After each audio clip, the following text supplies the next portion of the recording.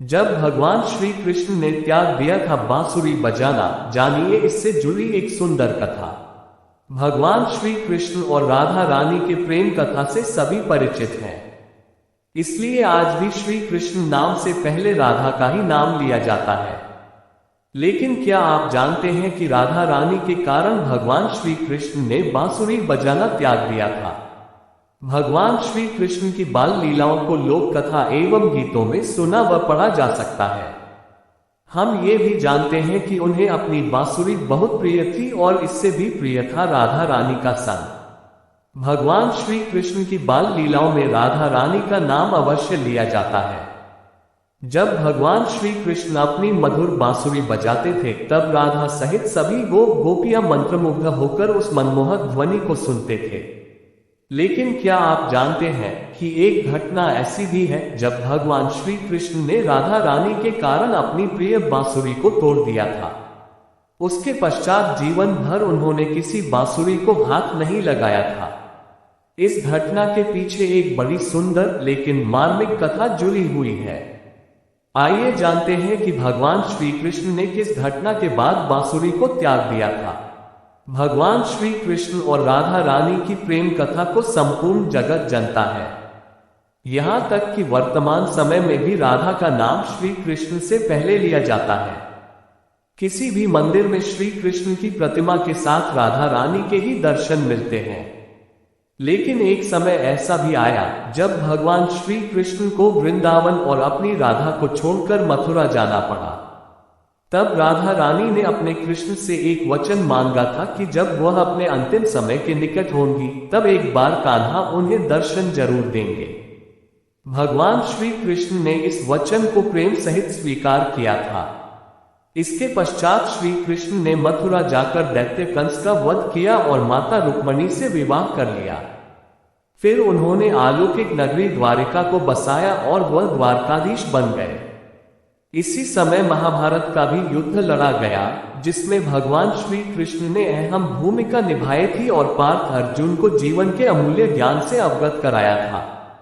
राधा रानी ने भी विवाह कर अपने कर्तव्यों का पालन किया, लेकिन कृष्ण के प्रेम को कभी न भुला पाए। उन्होंने कृष्ण की प्रतीक्षा में अपने कर्तव्यों का पालन किया। जब वह वृद्ध अवस्था में पहुंची तब उन्होंने अपने कृष्ण का आह्वान किया। भगवान श्री कृष्ण भी अपने वचन को पूरा करने के लिए राधा रानी से मिलने आए। राधा रानी से अंतिम बार मिलने आए श्री कृष्ण। राधा को इस अवस्था में देखकर श्री कृष्ण बहुत व्याकुल हुए और उनसे कुछ मांगने को कहा, लेकिन राधा ने कुछ भी मांगने से साफ इनकार कर दिया। उनकी अंतिम इच्छा यही थी कि वह पहले की तरह ही अपने कृष्ण की मधुर बांसुरी सुने। श्री कृष्ण प्रिय राधा की बात मानते हुए बांसुरी बजाने लगे। बांसुरी की धुन इतनी मधुर थी कि राधा रानी ने कृष्ण के कंधे पर सिर रख दिया और मुरली की धुन सुनते हुए ही अपने प्राण त्याग दिए और गोलोक को प्रस्थान कर गए। राधा के चले जाने से कृष्ण इतने आहत हुए कि उन्होंने उसी समय अपनी बांसुरी को तोड़ दिया। भगवान श्री कृष्ण को अपनी बांसुरी बहुत प्रिय थी, लेकिन उससे भी अधिक प्रिय था राधा का प्रेम। इस घटना के पश्चात भगवान श्री कृष्ण ने कभी भी बांसुरी को हाथ नहीं लगाया और राधा के चले जाने के साथ ही मुरली की मधुर ध्वनि भी मंद हो गई। कैसे हुई थी राधा की मृत्यु? श्री कृष्ण ने क्यों तोड़ दी थी बांसुरी? जब भी प्रेम की बात होती है तो श्री कृष्ण राधा के प्रेम की मिसाल सबसे पहले आती है। राधा श्री कृष्ण के प्रेम को जीवात्मा और परमात्मा का मिलन कहा जाता है। राधा श्री कृष्ण का बचपन का प्यार थी। श्री कृष्ण जब 8 साल के थे तब दोनों ने प्रेम की अनुभूति की। राधा श्री कृष्ण के दैवीय गुणों से परिचित थी। उन्होंने जब मृत्यु से पहले विदुर ने श्री कृष्ण को बताई थी अंतिम इच्छा। महाभारत काल के कई ऐसे पात्र हैं जो महत्वपूर्ण होते हुए भी इस काल के दौरान अपना अस्तित्व स्थापित ना कर सके। महाभारत काल में उनका योगदान अहम होते हुए भी किसी कारणवश वे उभर कर सामने न आ सके। ऐसे ही पात्रों में से एक थे विदुर। महाभारत की कहानी। महाभारत काल के कई ऐसे पात्र हैं जो महत्वपूर्ण होते हुए भी इस काल के दौरान अपना अस्तित्व स्थापित ना कर सके। महाभारत काल में उनका योगदान अहम होते हुए भी किसी कारणवश वे उभर कर सामने न आ सके। इन्हीं कुछ पात्रों में से एक थे विदुर, अर्थ कुशल, बुद्धिमान अथवा मनीषी। विदुर को महाभारत के केंद्रीय पात्रों में से एक माना गया है, किंतु फिर भी अधिकतर लोग उन्हें जानते नहीं हैं। अगर लोग उन्हें किसी कारण से जानते हैं तो केवल बस इतना कि वे हस्तिनापुर के प्रधानमंत्री थे। अगर किसी ने महाभारत ग्रंथ को करीब से जाना एवं पढ़ा है, वही यह जानता है कि विदुर कौरवों तथा पांडवों के काका थे। वे धृतराष्ट्र एवं पांडु के भाई थे, किंतु कोई साधारण भाई नहीं, वे उनके बड़े भाई थे। इस बात को काफी कम लोग जानते हैं। विदुर की कहानी, उनका जन्म धृतराष्ट्र एवं पांडु से भी पहले हुआ था, लेकिन सबसे बड़े भाई होने के बावजूद भी उन्हें कभी राजपद हासिल नहीं हुआ। इस मान सम्मान के अलावा उन्हें कभी परिवार का अहम सदस्य भी नहीं माना गया। लेकिन क्यों? इसका जवाब उनके जन्म से ही जुड़ा है। दरअसल विदुर किसी रानी या महारानी के नहीं, वरन एक दासी के पुत्र थे। हस्तिनापुर के राजा विचित्रवीर्य अपनी दोनों रानियों को संतान सुख देने में असमर्थ हुए थे और अंत में क्षय रोग से पीड़ित होकर मृत्यु को प्राप्त हुए। ऐसे में हस्तिनापुर का अगला रखवाला कौन होगा, इसके लिए वेद व्यास जी की मदद ली गई। वेद व्यास ने दोनों रानियों को संतान सुख का आशीर्वाद देने के लिए बुलाया, किंतु उनके डर से रानियों ने दासी को भेज दिया। यही कारण है कि पहली संतान दासी के गर्भ से ही हुई। धर्मराज के स्वरूप थे विदुर, किंतु एक दासी की संतान को राजा का दर्जा देना उचित न समझते हुए विदुर को कभी वह दर्जा प्राप्त नहीं हुआ जिसके वे हकदार थे। कहा जाता है कि वेद व्यास जी ने दासी के गर्भ से होने वाली संतान को विशेष वर दिया था। उनका कहना था कि यह संतान बेहद बुद्धिमान एवं सर्वगुण संपन्न होगी। महाभारत ग्रंथ के अनुसार विदुर को धर्मराज का स्वरूप माना गया है। आप विभिन्न शास्त्रों में विदुर नीति का उल्लेख भी पा सकते हैं, जिसका पालन कर मनुष्य अपने विभिन्न कार्यों में सफल हो सकता है। अपनी सूझबूझ के चलते ही विदुर को हस्तिनापुर का प्रधानमंत्री घोषित किया गया था। श्री कृष्ण से मांगा था वरदान। कहते हैं विदुर ने महाभारत युद्ध लड़ने से इनकार कर दिया था, किंतु मृत्यु से पहले उन्होंने श्री कृष्ण से एक वरदान मांगा था। यह उस समय की बात है जब महाभारत युद्ध चल रहा था। विदुर श्री कृष्ण के पास गए और उनसे एक निवेदन किया।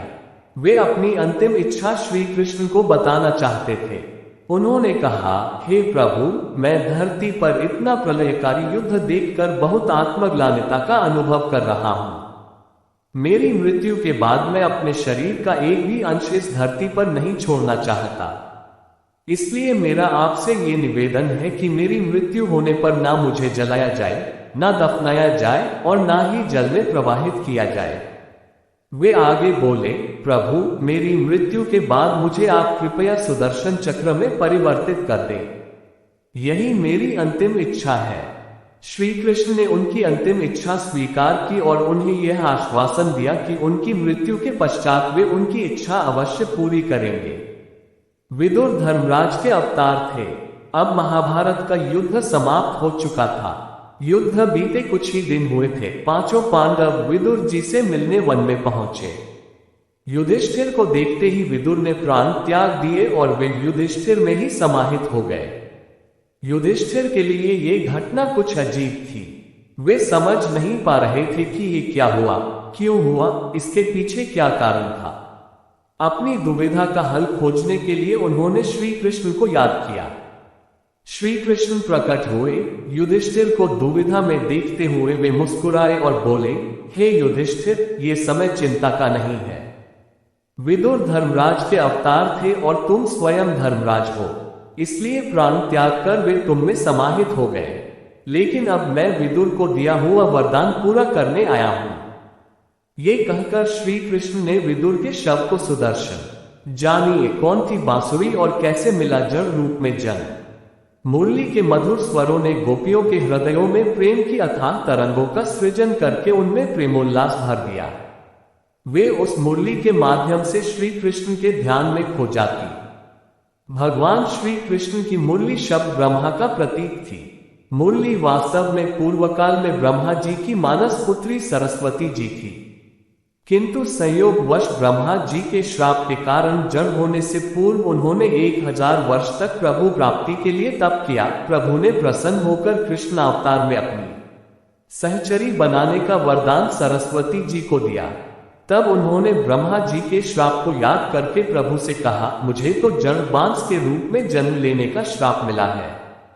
ये सुनकर प्रभु ने कहा, संदेह तुम्हें चाहे जड़ रूप में जन्म मिले, फिर भी मैं तुम्हें अपनाऊंगा। तुम्हें ऐसी प्राण शक्ति भर दूंगा कि तुम एक विलक्षण चेतना का अनुभव करोगी और अपनी जड़ों को चैतन्य बनाए रख सकोगी। अस्तु तदापरांत सरस्वती जी का जन्म मुरली रूप में हुआ। आयर वे विष्णु वंदनीय प्रभु की प्रिय मुरली बन गई। मुरली सब जड़ चेतन के मन को चुरा लेती है। आयर भगवान श्री कृष्ण इसे सदा अधेरों के साथ लगाए रखते हैं। ऐसे ही बरकरार गायपियां मुरली को छिपा देती हैं। आयर अनेक ढंग से श्री कृष्ण को खिंचाती हैं। एक बार कृष्ण को ये जानने की इच्छा हुई कि अभी इष्टदेव प्रसन्न हुए या नहीं, इसके लिए बांसुरी की परीक्षा चली। एक दिन वास्तव में वेणुवादन करते ही यमुना की गति रुक गई। फिर एक दिन वृंदावन के पाषाण वंशी ध्वनि को श्रवण कर द्रवीभूत हो गए। पशु पक्षी देवताएं के विमान आदि की गति भी रुक गई, सब स्तब्ध हो गए। इस प्रकार जब पूर्ण वंशी की परीक्षा हो गई तो श्याम सुंदर ने आज ब्रजगांवपांगनाय के लिए उससे बजाया। उस वेणुगीत को जैसे श्री ब्रजांगनाय ने सुना वैसे ही आरों ने भी सुना, परंतु रसिकता के अभाववश आरों पर उसका प्रभाव न हुआ। वेणुवादन दूर वृंदावन में हुआ। आयर गांवपांगनाय ब्रज में थी, अतः उन्होंने दूर होने के कारण स्पष्ट नहीं सुना। सुनते ही मूर्छित हो गई। कुछ दिन बाद उनकी मूर्छा भंग हुई।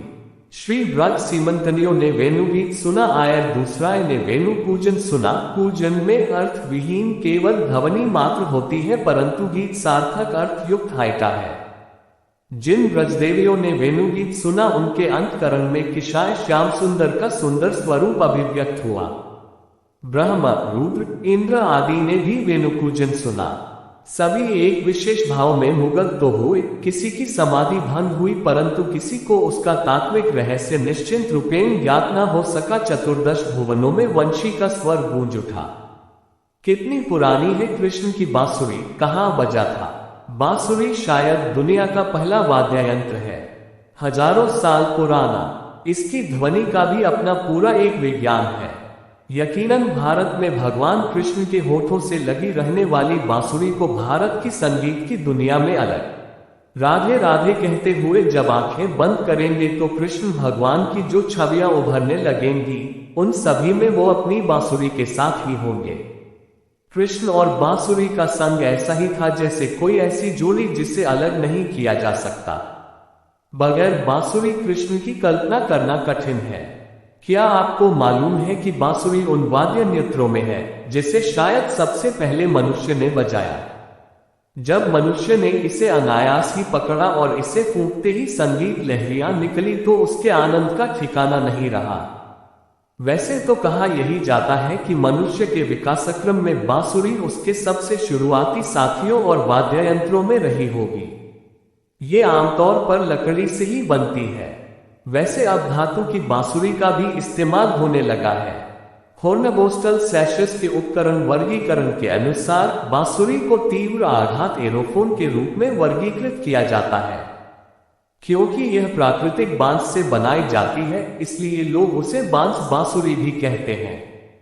बांसुरी बनाने की प्रक्रिया कठिन नहीं है। सबसे पहले बांसुरी के अंदर की ग्रांथों को हटाया जाता है, फिर उसके शरीर पर कुल 7 छेद खोदे जाते हैं। सबसे पहला छेद मुंह से फूंकने के लिए छोड़ा जाता है, बाकी छेद अलग अलग आवाज निकालने का काम देते हैं। बांसुरी से अलग अलग तरह की कितनी ही धुनें निकाली जा सकती हैं। तेज, भारी, हल्की और तरह तरह की धुनें और संगीत।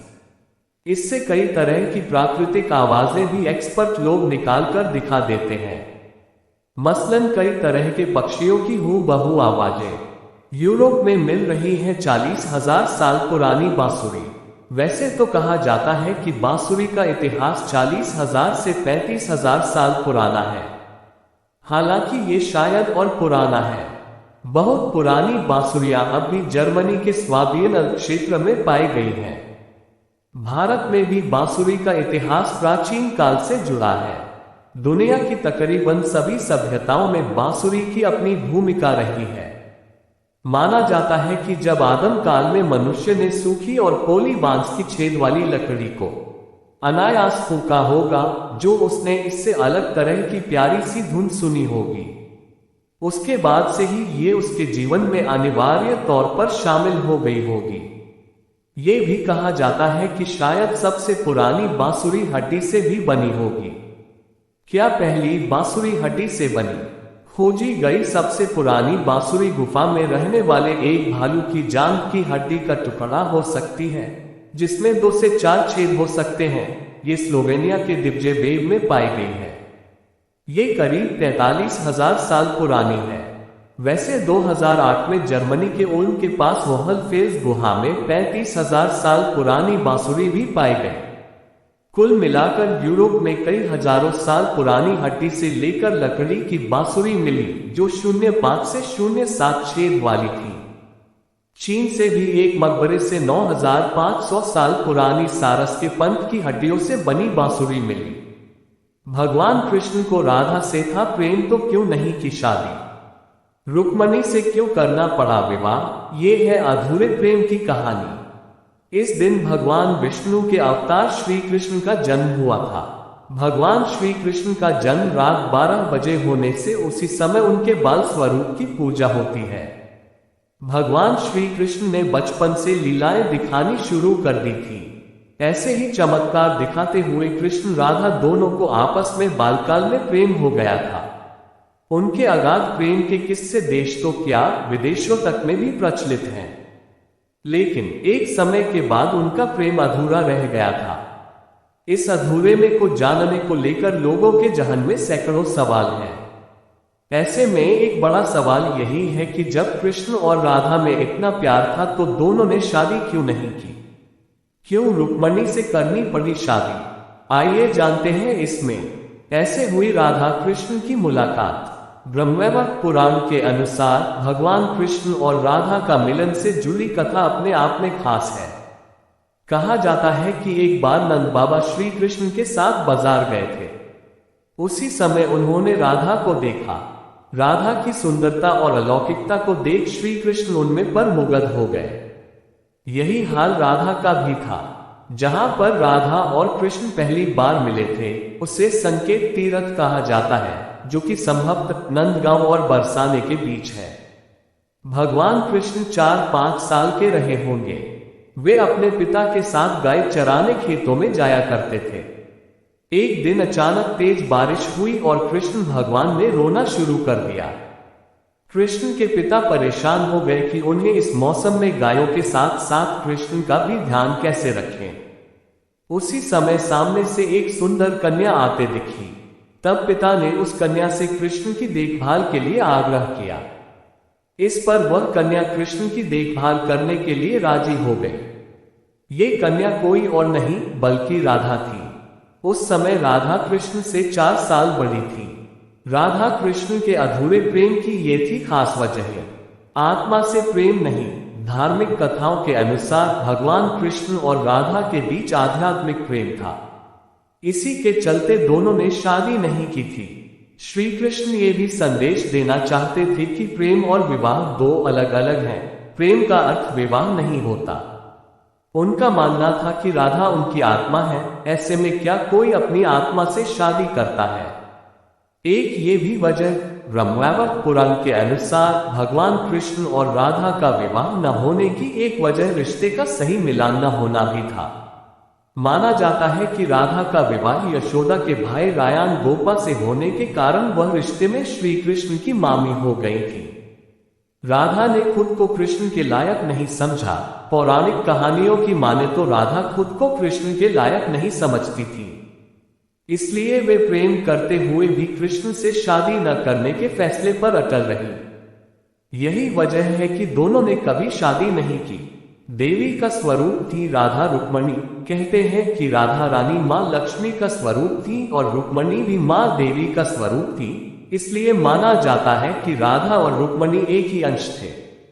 इस प्रकार श्री कृष्ण का विवाह रुक्मणी से हुआ था।